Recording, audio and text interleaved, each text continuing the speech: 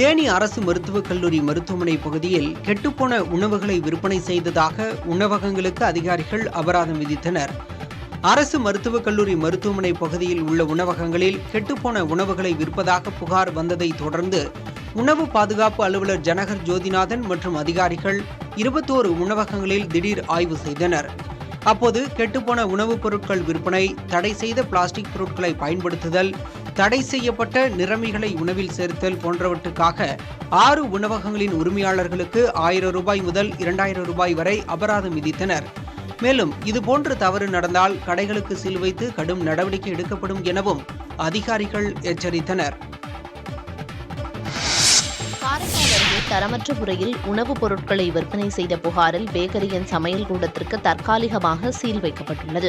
தாமனாங்குடி பகுதியில் செயல்பட்டு வந்த பேக்கரி கடையில் தரமற்ற முறையில் இனிப்புகள் உள்ளிட்ட உணவுப் பொருட்கள் விற்பனை செய்யப்படுவதாக உணவு பாதுகாப்புத்துறை அதிகாரிகளுக்கு புகார் வந்தது. இதனையடுத்து சம்பந்தப்பட்ட பேக்கரி கடையில் ஆய்வு மேற்கொண்ட உணவு பாதுகாப்புத்துறை அதிகாரிகள் காலாவதியான உணவுப் பொருட்களை கொண்டு கேக் உள்ளிட்ட உணவுப் பொருட்கள் தயார் செய்யப்பட்டதை கண்டறிந்தனர். இதனையடுத்து தரமற்ற முறையில் தயார் செய்யப்பட்டிருந்த 20 கிலோ உணவுப் பொருட்களை பினாயில் ஊற்றி அழித்தனர்.